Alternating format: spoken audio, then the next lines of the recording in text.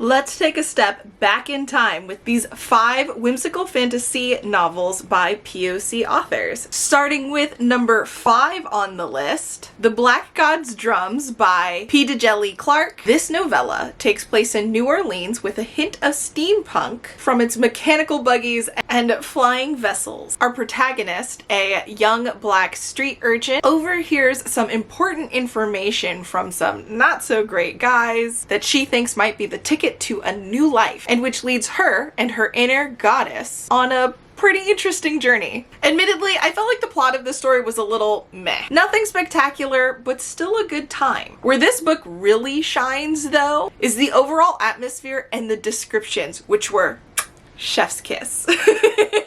She'd be tall, even without the evening heels, with black skin and hair turned a dark smoky gray. Her face is striking, as beautiful as a painting I once seen of the Queen of Sheba. She moves like she's walking on water. The roomy skirt of her ruffled blue dress swishes about her legs in waves. More than a few of the women glance at his pretty face, and he flashes back a smile that makes even me blush. Didn't even know men could have eyelashes that long. At his side is a tall, broad black man with a shadowy beard peppered over with white and a serious set face. I don't know, I just love the descriptions of this book. The atmosphere is nice. You've got this old New Orleans vibe. It just feels really nice. There are a few things that bother me. There is an Asian character that is called Chinaman, which I was not a fan of, although the person gets called out for calling them that. So I did appreciate, that the book was all like, hey, that's not how you should address people, even if that's something that people used to do back in the day. As you can see, absolutely beautiful. But if you struggle with some dialect in your books, you can turn to our next book. Book number 4. The Chosen and the Beautiful by Ning Vo. This is a great Gatsby retelling told from the perspective of Jordan Baker, Daisy's best friend in the original novel. But in this case, she is a queer Chinese American navigating the magical 1920s New York. Old cars, lavish parties, and paper magic fills these pages with a delightfully whimsical spin on a classic. But with as much as I absolutely adored what this book had to offer, I did feel like it lacked a little bit in cohesiveness. There is the wonderful 1920s Asian perspective aspect that I absolutely adored, along with this cool paper magic demon blood drink thing that was going on as well. That kind of just didn't mesh. The writing was so beautiful that anytime magical references were brought up, I was quick to dismiss it as metaphors or just a lyrical play on a normal situation. Now, admittedly, I think if you go into it knowing that those magical moments or things that are explained are supposed to be part of the kind of whimsical magical system that is actually involved in this, it might connect a little bit more for you than it did for me. But that was kind of the only thing that was a downfall of this book, and otherwise I absolutely adored it. The wind came into the house from the sound, and it blew Daisy and me around her East Egg mansion like puffs of dandelion seeds, like foam, like a pair of young women in white dresses who had no cares to weigh them down. It was only June, but summer already lay heavy on the ground, threatening to press us softly and heavily towards the parquet floors. We could not stand to go down to the water where the salt air was heavier still, and a long drive into the city felt like an offensive impossibility. Instead, Daisy cracked open a small charm that she purchased on a whim in Canice a few short years ago. The charm was made of baked clay in the shape of a woman, and when Daisy broke it to crumbling bits in her fingers, it released the basement smell of fresh kaolin clay, mixed with something dark green and herbal. There was a gust of wind of a different kind, and then we were airborne, moving with languid grace along the high ceilings of her house, and exclaiming at the strangeness and the secrets we found there.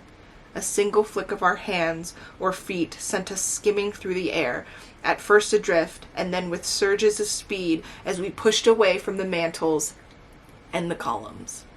Absolutely beautiful writing and such a whimsical, magical feeling to it. I think the writing alone makes this book phenomenal. And then on top of that, it is fun to see a classic story in a new perspective, especially one from a POC character in this predominantly white world, and seeing kind of how she is treated as such in the 1920s. Now, if you like the Art Deco feel of The Chosen and Beautiful, but aren't quite interested in The Great Gatsby, stay tuned for book number 3, These Violent Delights by Chloe Gong. This 1920s Romeo and Juliet retelling takes place in Shanghai. It is the first in a duology and takes place after our lovebirds have fallen out, when a mysterious plague-type illness starts killing members of these rival gangs. Our opposing duo must work together to figure out what's going on and perhaps work through some of their own negative history along the way. In glittering Shanghai, a monster awakens. Its eyes snap open in the belly of the Hangapu River,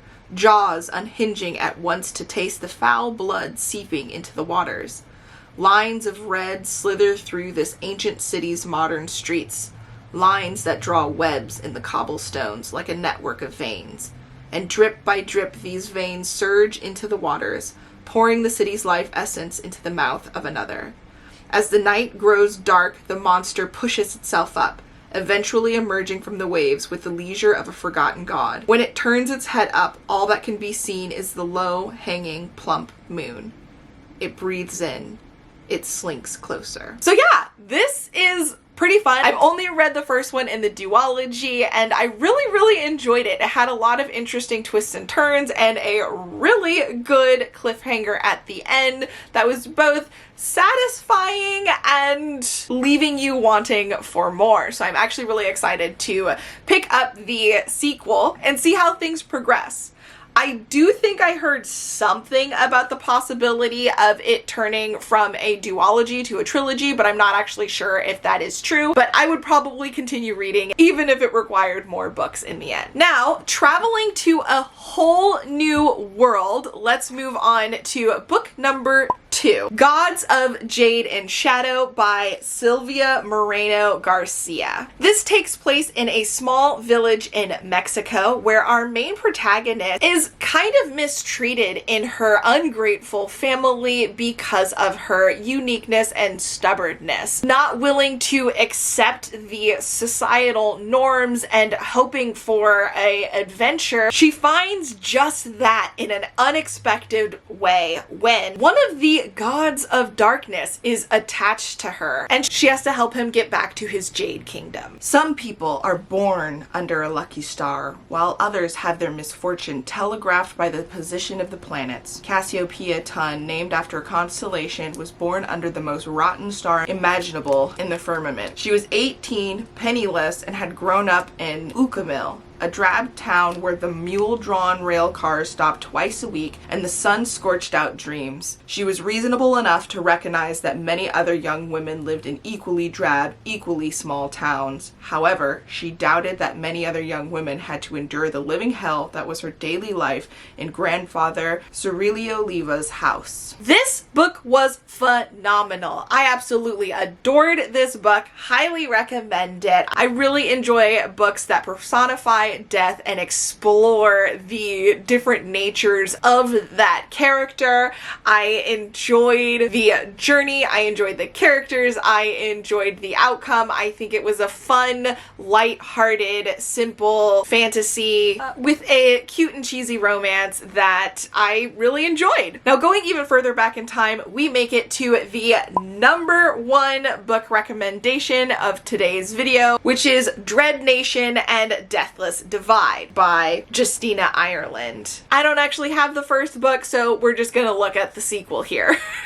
Dread Nation takes place in Victorian America right after slavery was abolished But before we could enjoy freedom, a zombie apocalypse takes over, and the black women of the world are trained to fight zombies so they can keep their white counterparts safe. Our main character finds herself not in the expected situation and has to overcome both zombie issues along with the normal racism. The day I came squealing and squalling into the world was the first time someone tried to kill me. I guess it should have been obvious to everyone right then that I wasn't going to have a normal life. It was the midwife that tried to do me in. Truth be told, it wasn't really her fault. What else is a good Christian woman going to do when a Negro comes flying out far from between the legs of the richest white woman in Heller County, Kentucky? Is it a girl or boy, Aggie? When my mother tells the story, this is the point where she pushed herself up on her elbows, giving the midwife's pale, sweaty face some powerful, evil eye.